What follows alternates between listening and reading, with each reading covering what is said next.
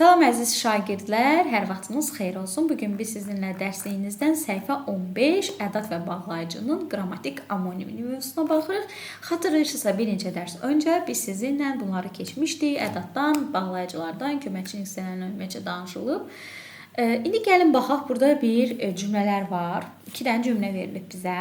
Birinci cümlədə deyir ki, mən eşitmişəm ki, Çində 40 ilə bir çini qab düzəldirlər. Bir də ikinci cümləmiz uşaq deyilsən ki. Bax, fikir verirsiniz. Birinci cümlədəki ki, elə bil ki, 2 dənə bir şeyi bir-birinə bağladı. Bu cümlə ilə bu cümləni bir-birinə bağladı. Amma ikinci cümlədə isə bu proses olmadı. Burada isə ki, cümlələr arasında əlaqə yaratmadı. Keçən dərsdə danışdığımız kimi sadəcə cümlənin təsir gücünü artırdı. Ona görə də burada birincidə götürəcək əlaqə yaradır, ikincidə götürəcək təsir gücünü artırır. İndi gəldik növbəti çalışmamıza. Ki-nin bağlayıcı, ədad yoxsa şəkilçi kimi işlənməsi. Bu vacib bir qaydadır. Təkcə indi yox, bu sizə gələcəkdə də 9-cu sinif imtahanında da çox vacibdir. Ümumiyyətcə uşaqlar, yadınızda saxlayın ki, həm bağlayıcı, həm ədad, həm də şəkilçi kimi işlənə bilər. Əgər ki bağlayıcıdırsa, özündən sonra vergül qoyulmalıdır mütləq. Məsələn, baxın, burada bir cümlə idi. Bu da bir cümləli, 2 cümləni bir-birinə bağladı, vergül qoyuldu.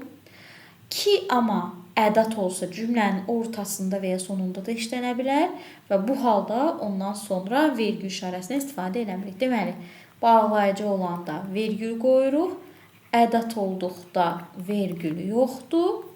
Baxın. Amma ki-ni dedik ki, həm də şəkilçi ola bilər.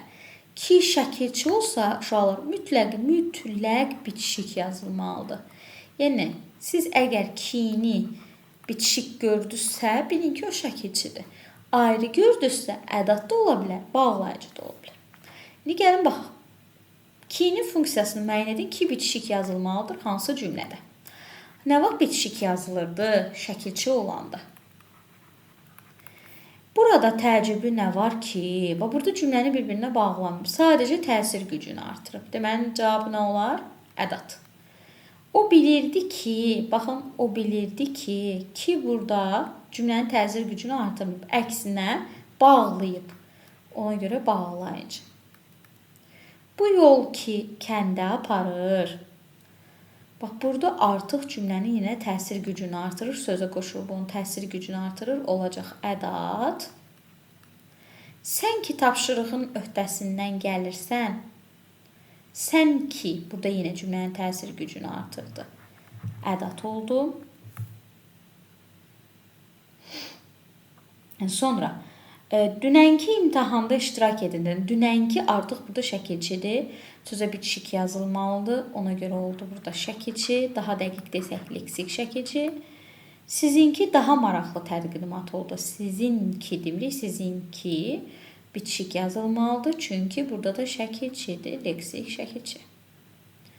Keçirik digər çalışmamıza. Eyni qaydada ki-nin necə ədad bağlayıcı və şəkilçi olduğu kimi Dadə deyir ki, yaxşı, mən də ədad ola bilərəm, mən də bağlayıcı ola bilərəm və mən də şəkilçi ola bilərəm. Ki ola bilir, mən ola bilməyəcəm. Bu da belə deyir. Deməli, Dadə kontekstdən asılı olaraq yenə də əgər iştirak mənası bildirirsə, ki bağlayıcıda biz bunu keçmişik, iştirak mənası bildirirsə bağlayıcıdır və ayrı yazılır.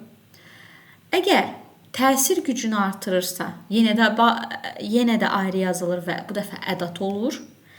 Da isə əgər yerlik hal şəkilçisi kimi işlənirsə, onda bitişik yazılmalıdır. Baxın, şeir də var, sənət də var. Yəni, başqa şeylər var, eləcə şeir də var, sənət də var. Ona görə də burada artıq olacaq bağlayıcı.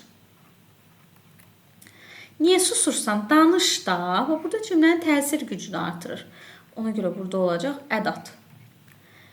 Dadə isə Burada yerlik hal şəkilçisidir və şəzə bitişik yazı. Müsahibədə iştirak edən şagirdlər, nə bilim, evdə olanda mənə zəng elə, yerlik halı bildirir. Ona görə bitişik yazılır. Deməli, yadınızda saxlayırsınız ki, ki kimi, kinin qaydasında gördüyümüz kimi dada şəkilçi olanda bitişik yazılır, ədat və bağlayıcı olduqda isə ayrı yazılır. Dadənin funksiyasını müəyyən edin və hansı cümlədə dadə sözü bitişik yazılmalıdır. Bitişik yazılması üçün nə olmalıdır uşaqlar? Eşitdim sizi. Bəli, düz deyirsiniz, şəkilçi olmalıdır. Qonaqlarla yanaşı ev sahibləri də, yəni onlar keçirtdi, ev sahibləri də keçirtdi. Deməli, burada iştirak mənası bildirir, bağlayıcı. Həyətdə sınan, həyətdə yer bildirir, yerlik hal şəkilçisidir. Ona görə burada şəkilçidir, bitişik olmalıdır. Qoy nəticələr açılsın, açıqlansın, müzakirə edərik də, yəni fikri qüvvətləndirir. Burada olacaq ədat. Danışında yenə də burada neyinir? Qüvvətləndirir fikri. Burada heç bir iştirak mənası bildirmir. Ona görə ədat. Mən də öz təcrübəmdən çıxış edirəm. Başqaları çıxış edib, indi mən də çıxış edirəm. Artıq burada nə olacaq? Təbii ki, burada olacaq iştirak bağlayıcısı. Belə uşaqlar, bugün öyrəndik ki və da həm ədat, həm bağlayıcı, həm də şəkilçi ola bilər. Bağlayıcıdırsa, ədatdırsa ayrı, şəkilçidirsə bitişik yazılmalıdır. Bu izahımız bu qədər. Əgər hər hansısa birisi qaranlıq qalıbsa, rəylərdə yazın, kanalıma abunə olun, dostlarınızla bölüşün və Instagramdan da məni izləyin. Ümid edirəm ki, izah sizə aydın oldu, hər şey yaxşıdır. Növbəti izahlarda görüşmək ümidi ilə hələlik.